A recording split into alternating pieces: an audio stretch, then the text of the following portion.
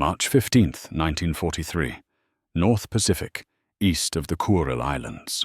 The sea is calm in a way that feels dishonest. Commander Hiroshi Tanaka stands on the bridge wing of the Japanese submarine I-176, collar turned up against the cold wind, eyes fixed on the empty horizon. Grey water stretches unbroken in every direction. No smoke, no masts, no aircraft. Just the long, slow breathing of the Pacific. This is how submariners prefer it. Silence means safety. Below him, diesel engines thrum steadily as the boat runs on the surface, batteries charging, crew moving with the quiet confidence of men who believe the ocean still belongs to them. For over a year it has. Japanese submarines have ranged across vast distances with near impunity, sinking isolated freighters, scouting for fleet movements, shadowing convoys that cannot see them and cannot stop them. The Americans, Tanaka has been told, are clumsy at sea. Too many ships. Too much noise, too little patience, and above all, no air cover where it matters most, the open ocean. That belief has hardened into doctrine at Imperial Japanese Navy headquarters. Submarines are hunters. Aircraft are fleet weapons.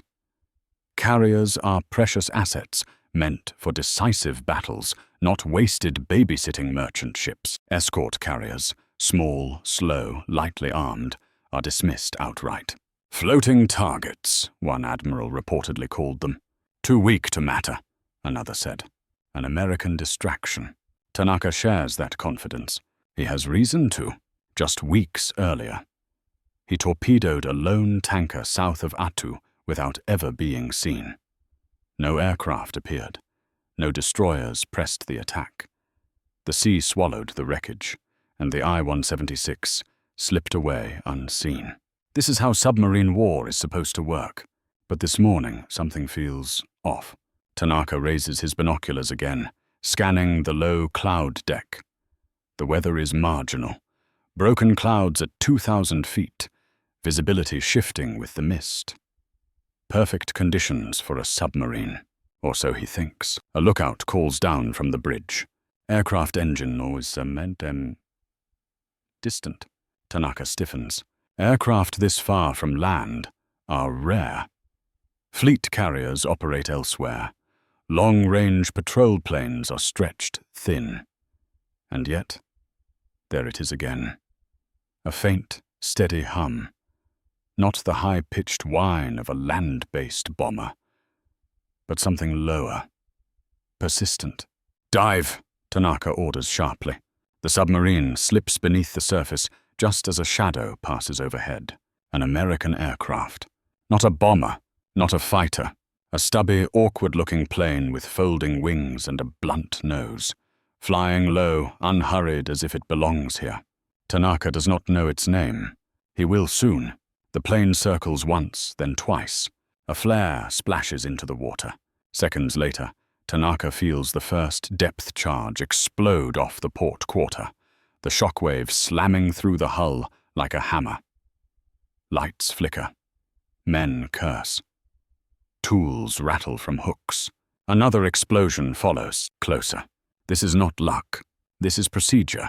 Above them, flying from a ship Tanaka has never been taught to fear, an American pilot is doing something new, something revolutionary. He is denying the submarine its invisibility. Thousands of miles away, in Tokyo, senior officers of the Imperial Japanese Navy study reports with mild irritation. Losses have ticked upward. A few submarines overdue. A handful failing to return from routine patrols. Nothing alarming. Attrition happens. The Americans, after all, are inefficient. They respond slowly. Their convoy defenses are disorganized. Their escort vessels are numerous but poorly coordinated.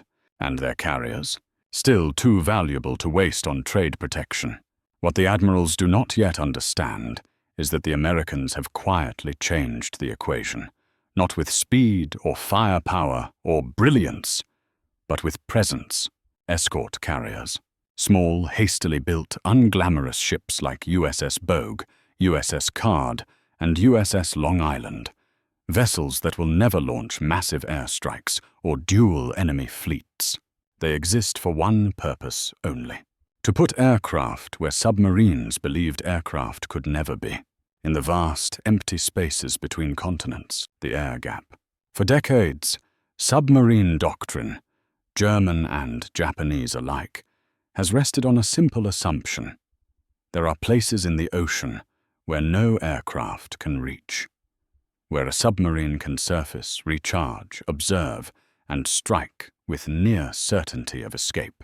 That assumption is now dying, slowly, quietly, without ceremony, and men like Commander Tanaka are the first to feel it, not in headquarters briefings, but in the sudden, terrifying realization that the sky has followed them into the open sea. The ocean is no longer blind. April 2nd, 1943, North Pacific, 400 miles east of Japan. Commander Tanaka has stopped believing in coincidence. 3 days after the first attack, I-176 surfaces again, under cover of darkness. The crew works quickly, venting stale air, charging batteries, scanning the horizon. Tanaka keeps his binoculars close, eyes moving constantly now, no longer trusting the emptiness. The Pacific has changed character. It feels watched. At 02:17 hours, the sound returns. Aircraft engines. Not one, several. Tanaka feels a cold tightening in his chest. These are not random patrols. Their spacing is deliberate, their timing exact.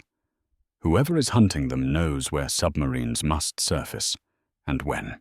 Emergency dive, Tanaka orders. Too late. A searchlight snaps on from above, pinning the submarine in a cone of white glare. The crew freezes for half a heartbeat, stunned. Not by the light itself, but by where it comes from. The aircraft is flying from the southeast, open ocean, no land within hundreds of miles. A depth charge detonates before the conning tower fully submerges. The I-176 plunges, hull groaning as pressure builds. Men are thrown against bulkheads. A gauge shatters. The lights flicker again, weaker this time. Tanaka grips the periscope housing, mind racing. Where are they flying from?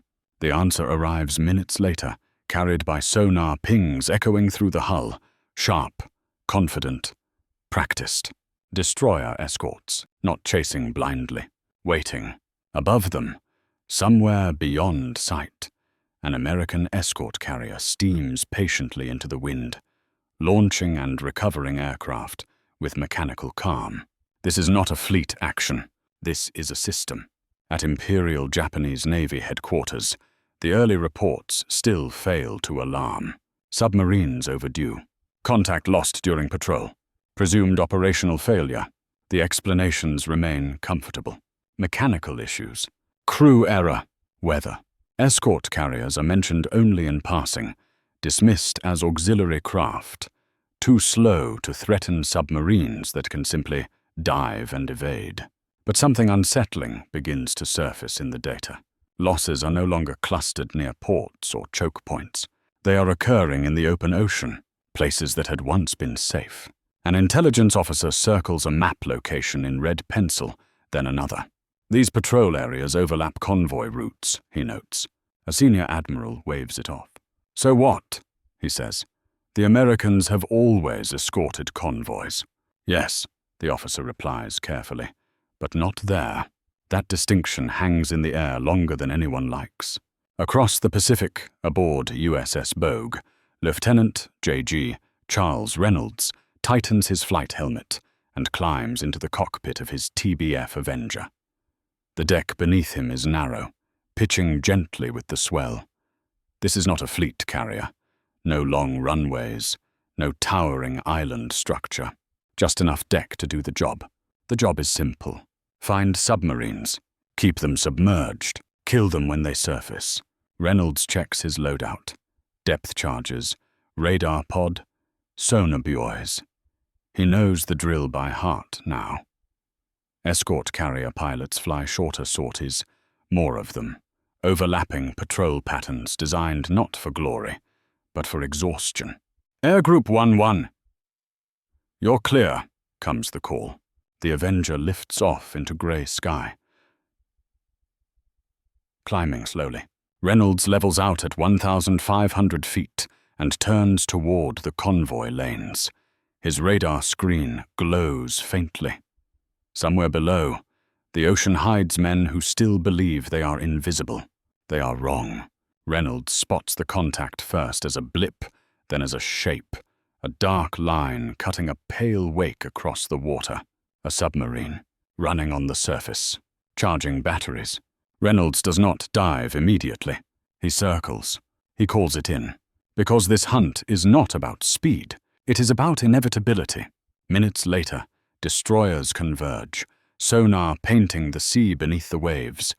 Reynolds drops flares, then depth charges, marking positions with methodical precision. The submarine dives. It does not escape. Back in Japan, the tone begins to change, subtly at first. Captains returning from patrols report something unprecedented. Persistent air contact. Not attacks. Contact. Aircraft that do not strike immediately.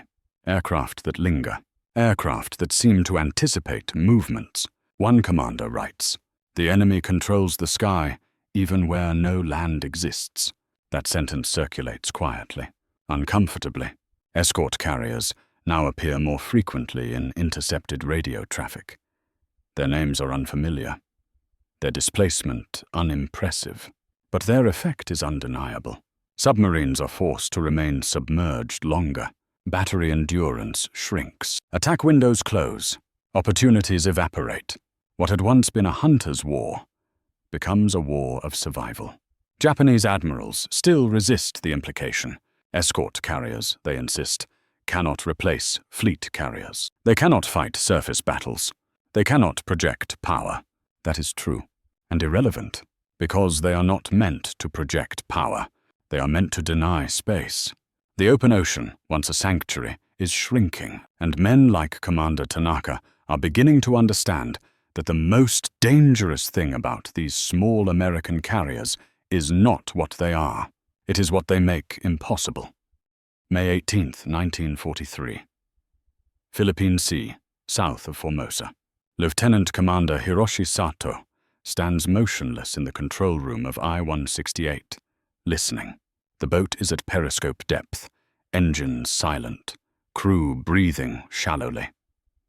Every man aboard knows the sound now, the faint, irregular thrum of aircraft engines, somewhere above the waves. Not close enough to strike, not far enough to ignore. Persistent. That is the word Sato keeps returning to. In earlier months, aircraft had been a threat only near land. Coastal patrols, harbor approaches, predictable arcs flown from fixed airfields. A submarine could wait them out, slip beneath the patrol window, surface again in safety. But now the air never fully clears. Sato checks his watch. They have been submerged for 12 hours. Batteries are already dropping faster than planned. The heat below decks is rising. Condensation slicks the steel walls. "We will surface at dusk," he says quietly. The executive officer hesitates. "If they are still there, sir." "They will be," Sato replies. That is the problem. When I-168 finally breaks the surface just after sunset, the ocean appears empty. No ships, no lights, no moon. For a moment, Sato allows himself to believe the patrol has moved on. Then the radar warning receiver crackles. Aircraft inbound. They are learning. The Avenger arrives low and fast, skimming the waves, its pilot already committed. Flares burst overhead, bathing the submarine in harsh white light. Depth charges follow seconds later, their detonations rolling the hull like a fist. Sato orders a crash dive, but he knows the truth before the boat slips beneath the surface. They were waiting. This was not chance. This was coverage. In Tokyo, the pattern can no longer be ignored. By mid-1943, Japanese submarine losses show a disturbing shift. Fewer boats are being lost near enemy ports. Fewer during attacks. More are disappearing during transit, on the way in, on the way out, between targets. The ocean itself has become hostile. An intelligence briefing summarizes it in neutral language. Enemy anti-submarine air presence, now continuous along primary convoy routes. Continuous. That word lands heavily. For decades, naval warfare doctrine had rested on the assumption of gaps. Spaces between patrols, between bases, between spheres of control. The submarine had lived in those gaps, exploiting them ruthlessly. Escort carriers erase them. Small, slow, unimpressive on paper. They are mobile airfields that follow the convoys themselves. Wherever the shipping goes, air cover goes with it. There is no longer a place to wait. Japanese admirals argue fiercely over the implications. Some insist losses are temporary, the result of improved American coordination that will fade with time. Others begin to grasp the deeper danger. One rear admiral, speaking off record, puts it plainly. They have turned the ocean into territory. Aboard USS Escort, Captain Raymond Spruance, Jr. watches aircraft cycle endlessly from the deck. Launch, patrol, recover, refuel, relaunch. The rhythm is unglamorous, almost tedious. That is exactly the point. Escort carriers are not meant to strike decisively. They are meant to be there. Spruance reviews a chart showing patrol boxes overlapping like scales, each aircraft covering a narrow slice of ocean for hours at a time. Sonobuoys drift, radar sweeps, destroyers pace below. When a submarine is spotted, the response is immediate, not dramatic, efficient. Keep them down, Spruance tells his air group commander. They can't attack what they can't reach. Pilots understand the mission instinctively now. Success is not measured in explosions, but in time. Every minute a submarine stays submerged is a minute it cannot attack. Every hour drains batteries. Every forced dive erodes options. The kill often comes later, sometimes from another ship, sometimes from another aircraft, sometimes simply from exhaustion and error. This is not heroism. It is attrition, applied patiently, relentlessly, from the air. Japanese submarine captains feel the pressure immediately. Attack reports decline. Torpedoes go unfired. Convoys pass untouched because approach is impossible. Submarines that do attack often do so hurriedly, from poor positions under air threat. Misses increase. Survivability plummets. A veteran commander writes in his log, "We no longer choose when to fight. We are permitted moments." That sentence captures the shift perfectly. By late 1943, escort carriers are no longer a novelty. They are standard. Every major Allied convoy includes one or more. Their numbers grow steadily, quietly, without fanfare. Japan cannot match them. Its industrial base cannot produce carriers at that pace. Its air crews cannot train fast enough. Its fuel situation worsens by the month. Most critically, Japan cannot solve the air gap problem. Because the air gap no longer exists, submarines were designed to exploit absence. Escort carriers ensure presence. That difference is fatal. Lieutenant Commander Sato will not survive the year. I-168 is finally lost during a night transit, hunted by aircraft he never sees. There is no last transmission. No dramatic engagement. Just silence. At headquarters, his boat is listed as overdue. Another mark on the board. Another reminder that the sea has changed owners, not through fleets or battles, but through coverage. Japanese admirals had dismissed escort carriers because they looked like auxiliaries. They were wrong. They were infrastructure. And once infrastructure is in place, it does not need to win battles. It only needs to remain. November 2nd, 1943. Imperial Japanese Navy Headquarters, Tokyo. The room is silent except for the rustle of paper. Vice Admiral Shigeru Fukudome stands at the head of the table, eyes fixed on a loss chart pinned to the wall. Small wooden markers denote submarines, dozens of them, each labeled with a hull number and last known patrol area.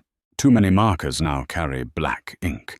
"Define overdue," Fukudome says at last. A junior officer clears his throat. "Sir, more than 30 days without transmission." "And how many this month?" The answer comes quietly. 6. No one speaks after that. 6 submarines in a single month. Boats that had once been considered nearly untouchable. Boats whose captains were trained for years, whose crews represented some of the most technically skilled men in the Navy. Lost not in harbor assaults, not in fleet engagements, but simply gone. Fukudome understands numbers. He always has. He had supported submarine warfare precisely because it promised efficiency, few resources, disproportionate effect. One submarine could threaten an entire convoy. That logic had held in 1941. It held in early 1942. It held, barely, into mid-1943. Now it is collapsing under arithmetic. Each submarine lost removes not just a hull, but a trained crew. Each crew lost removes years of institutional knowledge. Each replacement arrives slower, less experienced, less confident. And the enemy losses? Minimal. Not zero, but irrelevant. That is the imbalance that cannot be argued away.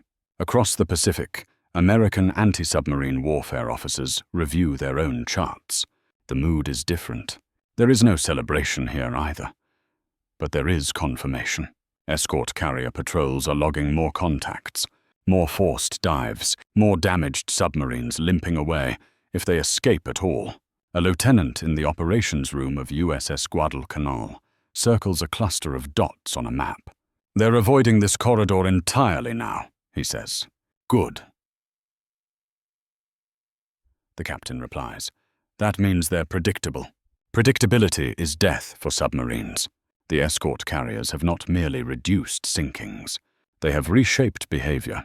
Japanese boats begin rerouting around convoy lanes, adding days or weeks to patrols. Fuel consumption rises. Mechanical failures increase. Crews arrive exhausted before they ever see an enemy ship. When they do encounter convoys, the air umbrella forces them down early, often before a firing solution is possible. The Americans do not need to destroy every submarine. They only need to deny them opportunity. By early 1944, Japanese submarine doctrine begins to fracture. Some commanders argue for more aggressive surface attacks at night, accepting air risk in exchange for surprise. Others push for deeper patrol areas, far from convoy lanes, hoping to catch isolated targets. Neither works. Surface attacks trigger radar-directed aircraft. Deep patrols find fewer ships, and still encounter air patrols launched from escort carriers that range farther than expected. The carriers are everywhere the submarines want to be. A frustrated staff officer writes in a private memo, "Our submarines are fighting the sky." He does not mean metaphorically. One engagement crystallizes the shift. March 4, 1944. Southwest of the Azores, a Japanese submarine, I-52, attempts to intercept what intelligence believes is a lightly escorted convoy. Instead, it finds itself under continuous aerial surveillance within hours of arrival. Avengers circle. Sonobuoys splash. Destroyers close in methodically. The submarine dives, stays down too long. When I-52 is finally destroyed, the attack is almost clinical. There is no chase, no drama, just pressure applied steadily until something gives. The after-action report is blunt. Enemy submarine prevented from closing target, neutralized before attack. Prevented, not repelled, not countered. Prevented. That word appears again and again in Allied reports. Back in Tokyo, the implications are now impossible to deny. Submarine sinkings no longer correlate with enemy losses. They correlate with air presence. Where escort carriers operate, submarines disappear. Where they do not, submarines still struggle, but at least survive. The conclusion is devastating. The Americans have solved the submarine problem not by perfecting depth charges or sonar, but by removing the environment submarines require to function. Darkness, distance, gaps. Escort carriers erase all three. An admiral finally says what others have avoided. "We are not losing submarines because they are weak," he says. "We are losing them because the enemy has removed the conditions that made them powerful." No one contradicts him. There is nothing left to contradict. By mid-1944, Japanese submarine operations are quietly curtailed. Missions are shortened. Patrol zones reduced. Some boats are reassigned to transport duties, hauling supplies to isolated garrisons because they are too vulnerable to hunt shipping. This is the final humiliation. Weapons turned into cargo vessels. Predators reduced to ferries. American planners notice immediately. Escort carriers are reassigned again, not to protect convoys, but to hunt submarines attempting these desperate supply runs. There is no escape from the air. Escort carriers had once been dismissed as compromises. Too small, too slow, too lightly armed to matter in a decisive naval war. But decisive war is not always won in decisive moments. Sometimes it is won by making entire categories of action impossible. By the end of 1944, Japanese submarines are no longer shaping the war. They are enduring it. And endurance without effect is simply delay. Japanese admirals had believed submarines could strangle Allied logistics. Instead, escort carriers strangled submarines, slowly, quietly, without spectacle. And by the time the full cost is understood, there are no submarines left to change the outcome. July 18, 1944. Inland Sea, Japan. The submarine pens are full, but they feel empty. Lieutenant Commander Hiroshi Tanaka walks the concrete quay at Kure Naval Base, hands clasped behind his back, eyes moving over the silhouettes of boats tied side by side. Their hulls are scarred, patched, streaked with rust where seawater has worked into hurried repairs. Deck guns are still manned, crews still drill, flags still fly, but something vital is missing. Confidence.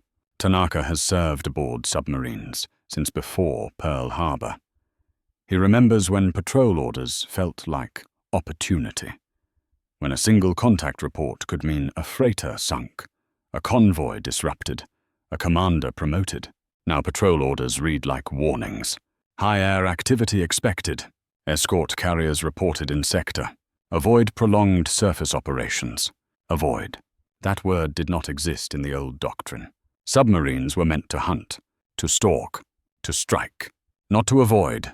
Tanaka boards his assigned boat and runs his hand along the conning tower ladder. He knows the mathematics, even if no one says them aloud.